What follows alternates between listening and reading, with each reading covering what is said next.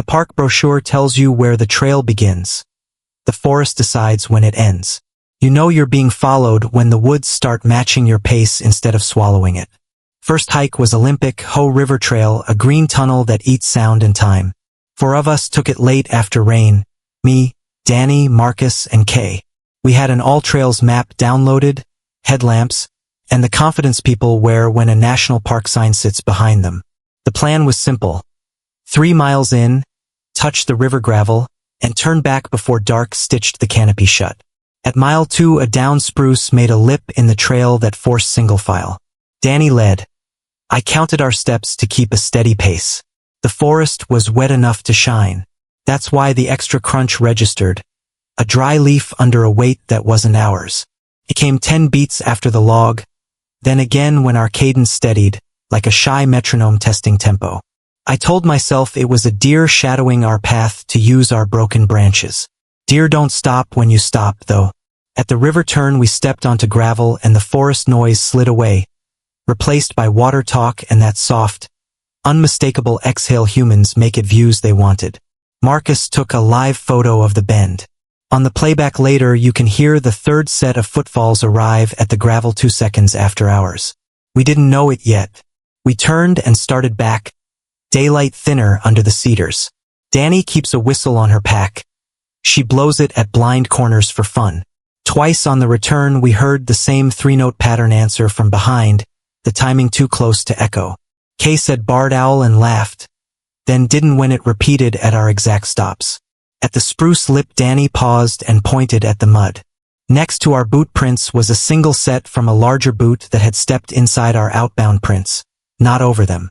Whoever it was had matched our stride on the way in and was behind us now, close enough to choose our exact ground. The prints angled off where the ferns thickened. We didn't run, but our talking got bright and fake. At the trailhead a ranger truck idled. A volunteer had radioed about a solo hiker who came out pale, said someone had paced his last mile without showing a face. We showed the boot print and the live photo. The ranger's look didn't change, which was worse than surprise. He told us to file a report and not post our route in real time. We drove to Forks in silence, counting 4 sets of steps in our heads where there should have been only ours. Second hike was the Smokies. Alum Cave up to the bluffs on a blue sky morning you could have poured into a glass.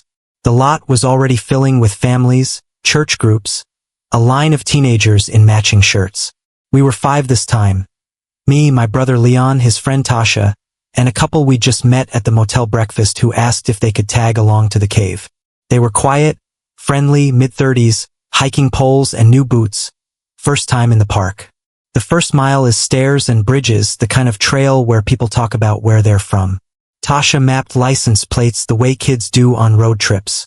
I noticed the couple's eyes flick to our packs each time we stopped. My brother's knife, Tasha's carabiners, my in-reach mini blinking a green heartbeat. At Arch Rock the steps squeezed through stone and forced single file again. Leon led, the couple drifted behind me, and the sound that didn't belong arrived. A breath catching up that wasn't wind. Not loud, not panicked, just too close. I turned at a switchback to let them pass. They smiled, said we were fine, go ahead, we liked your pace. We kept moving, but every time a family stepped aside and we bunched, the man's front foot touched my heel like a dance he couldn't help. At the bluffs you can see forever, which means people forget how narrow the ledge is. We found a spot, shared oranges, and the woman asked about the inReach, said she'd been thinking about getting one because her sister hikes alone. I showed her how you can send a preset check-in to a contact, and when I looked up she had her phone out like she wanted to see the message arrive. Who should I send it to? I asked, and she said, oh, anyone, to show me. That was when Leon caught my eye with a look that said we were done sharing. On the way down they let other groups slide between us, then reappeared right behind at each choke point, so close I could smell wintergreen gum. At the last bridge Leon slowed and I turned with him so we were side by side. The couple stopped too. That's when I saw his hand reach for my pack strap like he was going to adjust it as a joke. Leon said, back off, loud enough that the church group ahead turned. The man's smile flickered and he said, it's crowded, relax. Tasha stepped between us and asked what hotel they were at in town. They gave a name that didn't exist. We kept them in front the rest of the way and peeled off at the trailhead bathrooms. They lingered by the lot like they didn't have a car.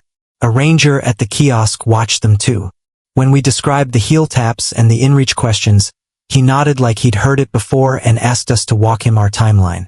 He said sometimes a friendly pace is just that, and sometimes it's a rehearsal for the mile when nobody's around. On the drive back, wintergreen cooled my molars. The third hike was in Canyonlands, Needles District, the Chesaler Park loop that threads Slick Rock domes and dives into the Joint Trail. Forests crowd you. Deserts erase you. That's the contrast I kept tasting on my tongue as we left the Elephant Hill lot with sun up and a wind that felt bleached. There were 4 of us again, me, Danny, Marcus, and Kay.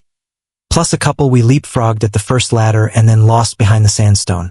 We signed the trail register, checked our permit times for the loop, and promised the ranger at the kiosk we'd stay on the cairns and off the cryptobiotic soil. The air tasted like rust and sage. You could hear your breath for yards. The first miles were honest. Benches of sandstone that rolled like frozen waves, cairns set by hands we trusted, thin soil that begged not to be stepped on, junipers twisting like old arguments. When you walk on slick rock with a group, the sound is a soft scuff, rubber on grit, 1 scrape per footfall. That's why the click registered. Not a pole, not a bird. A click like 2 pebbles snapped together once, then again when we stopped to look back. Felt like punctuation. We descended through a shallow slot and into a sandy basin where the wind erased everything in minutes. That made the single clear print stand out.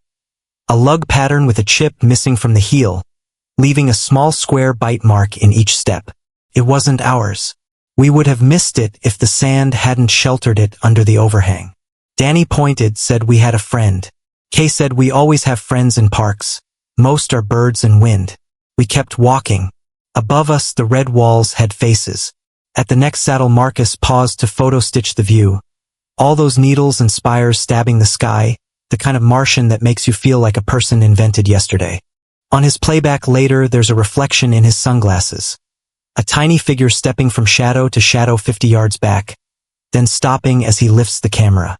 In the moment all we saw was the sudden movement of a lizard and the flash of a watch face at the limit of detail. We called out a hello the way you do in polite wilderness. The wind ate it.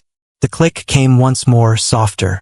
Chesaler Park itself is a sudden oval of grass ringed by rock towers, a secret stadium the desert keeps.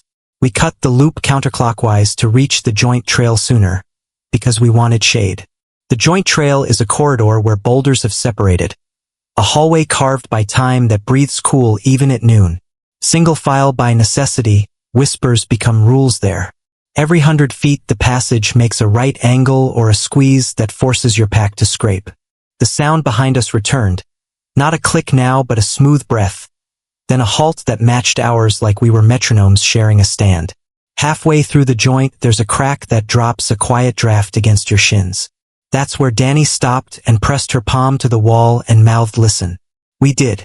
The breath behind us wasn't wind. It came too round, with a little whistle at the end like a person who'd been mouth-breathing into a buff. I said hello again over my shoulder.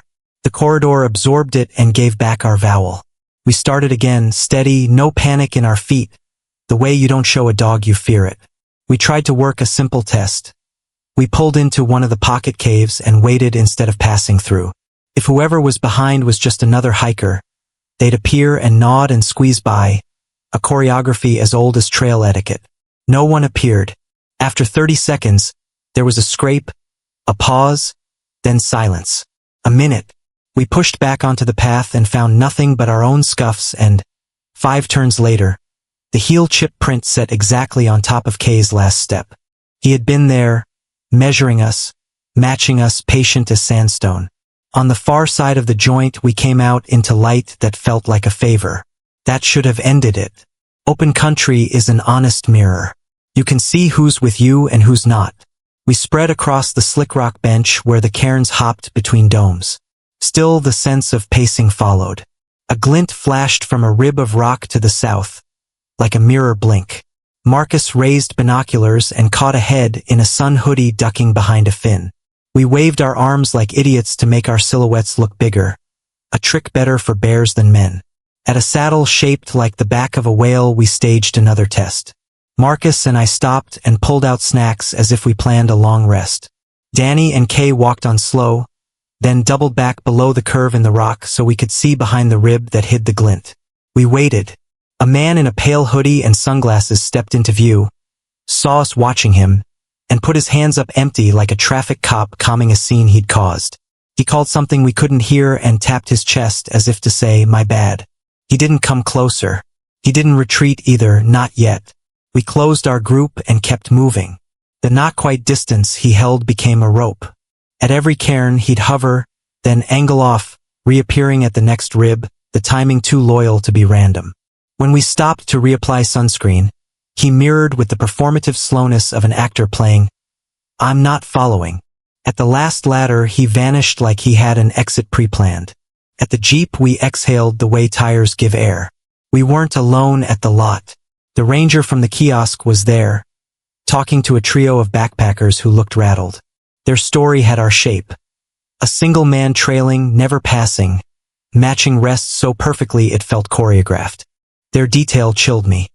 He'd been at the register at dawn, bent as if tying his shoe while his phone camera pointed at the open log. In our entry, in my careful block letters, I'd written our loop and our intended time. The ranger asked us to file a report and changed his face not at our words but at the heel chip print we photographed. The trio had the same print, same missing square on their outbound sand photo. Out there, it's easy to keep telling the story until it turns supernatural. Didn't. We drove back to the campsite in silence, past a man in a sun hoodie hitching at the Elephant Hill Road's first bend, and didn't stop. At dusk the wind put a skin on the canyons, and I lay in my bag hearing that pebble click in my skull until it faded into crickets. The park brochure told us where the trail began. The desert decided for us when the presence ended. If the forest in Olympic swallowed the follower and the Smokies tried to make it friendly, Canyonlands did the worst thing. It let us see enough to know there was a person, a method, and likely a plan that needed a single missed turn to work. We didn't grant them the turn. That night we wrote our rules set on the back of a map and taped it to the cooler. Stagger the line so nobody ends up last for long. Pick rendezvous points you can describe. Don't narrate plans within earshot of strangers. Sign the register with windows, not locks. Don't answer echoes. Call hello like a human but treat silence like a plan. If something matches your pace, change the song. If it changes with you, you're being played. That's when you stop being polite wilderness and become loud, boring, and visible. That's how you make the woods or the stone give you back your steps.